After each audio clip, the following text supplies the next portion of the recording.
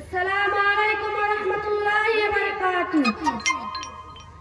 الحمد للہ رب العالمین، والصلاة والسلام علی سید المرسلین وعلی آلہ وصحبہ اجمعین، اما بعد، قال اللہ تعالی اعوذ باللہ من الشیطان الرجیم۔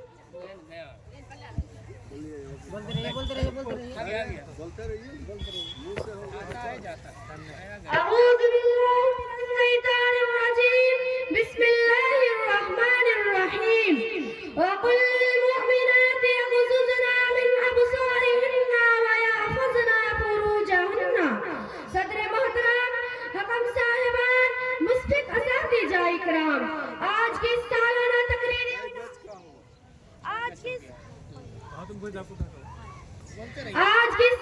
تقریری و انعامی مسابقہ میں میری تقریر کا عنوان ہے پردہ اور اسلام۔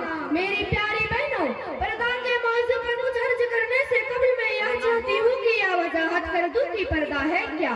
پردہ دراصل اسلام کا عورتوں کو دیا گیا ایک تاکیدی حکم ہے۔ یہ دراصل ایک مومنہ کی عزت و عصمت کی حفاظت کا بہترین ذریعہ ہے۔ ہوس کی پجاریوں کی نگاہوں سے بچنے کے لیے ایک ڈھال ہے۔ حقیقت یہ ہے کہ ایک عورت جب تک پردے میں ہے عورت کہلانے کی مستحق ہے، اور جب وہی عورت بازار کی نمائش بن جائے تو پھر وہ عورت نہ رہ جاتی ہے، کیونکہ عورت کی معنی یہ ہوتی ہے کہ جس کو چھپایا جائے۔ آج ہمارے جو بہنیاں کہتی ہیں کہ پردہ قدامت پسندی اور بنیاد پرستی کی علامت ہے، دراصل ان کی عقل پر پردہ پڑ گیا ہے اور فیشن کی چکا چوند میں ان کا قرآن مجید کا یہ حکم یاد نہیں رہا۔ وَلَا يُبْدِينَ زِينَتَهُنَّ إِلَّا مَا ظَهَرَ مِنْهَا، یعنی عورتیں اپنی زینت کو ہرگز ظاہر نہ کرے سوائے ان حصوں کو جن کو کھولے رکھنا مجبوری ہے۔ کیا قرآن کریم کی آیت بھی بنیاد پرستی کی تعلیم دیتی ہے؟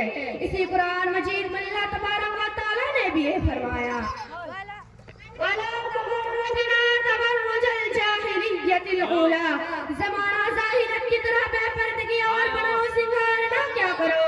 نبی اکرم صلی اللہ علیہ وسلم ایک حدیث میں فرماتی ہے، جو عورت خوشبو لگا کر غیر مردوں کے پاس سے گزرتی ہے اور جنت کی خوشبو بھی نہیں پا سکتی۔ میری پیاری بہنوں، بڑے افسوس کی بات ہے کہ قرآن و حدیث کی تاکیدی فرامین کے باوجود آج ہمارے معاشرے میں بے پردگی عام ہے۔ خاص طور سے شادی بیاہ کے موقع پر جس طرح کی بے حیائی بپا ہوتے ہیں، مرد و زن کا ذوق اختلاط ہوتا ہے، اسے دیکھ کر دل خون کی آنسو روتی ہے۔ کیا یہی تعلیم دی ہمارے رسول صلی اللہ علیہ وسلم نے ہمیں؟ کیا ہمیں حضرات فاطمہ زہرا رضی اللہ تعالیٰ عنہا کا نام بھی لینے کا حق ہے، جن کا پردہ کا یہ اعلان تھا کہ انہوں نے اپنے جنازہ بھی رات میں نکلنے کی وصیت کی تھی، مبادا ان کی لاش پر کسی غیر مردوں کو نگاہ پڑ جائے۔ میری بہنوں، کیا ہمیں حضرات عائشہ صدیقہ رضی اللہ تعالیٰ عنہا سے کوئی نسبت رکھنے کی حق حاصل ہے، جن کا حال یہ تھا کہ روز آنا قرآن مجید کی تلاوت کرتے تھے مگر کبھی ان کی آواز حجرائے رسول کے باہر نہیں سنی گئی؟ آج ہم نے شرم و حیا کی دامان چھوڑ دیا۔ آج مسلمان لڑکیاں بے پردگی اور بے حیا کی تمام حدود پار کر رہی ہے، اور اس کا نتیجہ یہ ہے کہ پورا معاشرہ غلط سمت میں جا رہا ہے، نوجوان نسل تباہ ہو رہی ہے، پاک دامنی اور کردار کے بلندی پر پرانی بات اقرار دے جانے لگی ہے، حیا اور غیرت کے سپاری نہ بن چکی ہے۔ حالانکہ ایک عورت کا سنجیوار اس کا شرم و حیا ہے۔ ایک حدیث میں اللہ کے رسول صلی اللہ علیہ وسلم نے فرمایا، اذا لم تستحی فاصنع ما شئت، جب تمہارے اندر حیا نہ ہو تو پھر تم سے کسی کام کا توقع کی جا سکتی ہے۔ میری بہنوں، آج ہمارے بہنوں بے پردے ہو کر کالج اور یونیورسٹی جا کر تعلیم حاصل کرتی ہیں۔ میں اصلی تعلیم کے خلاف نہیں ہوں، اگر مسلمان لڑکیاں ڈاکٹر نہیں بنے گی تو پھر مسلمان خواتین کا علاج کون کرے گا؟ ٹیچر نہیں بنے گی تو مسلمان لڑکیوں کو پڑھائے گا کون؟ مگر اے تعلیم پردہ میں رہ کر اسلامی حدودی پابندی کر کے بھی تعلیم حاصل کی جا سکتی ہے۔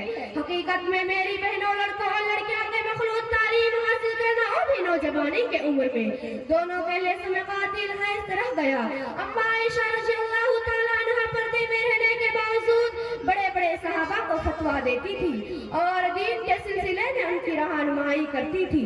اللہ تعالیٰ ہمیں ان مقدس شہادت ثابت نقص قدم پر چلنے کی توفیق عطا فرمائے، آمین۔ وآخر دعوانا الحمد للہ رب العالمین۔ السلام علیکم ورحمۃ اللہ وبرکاتہ۔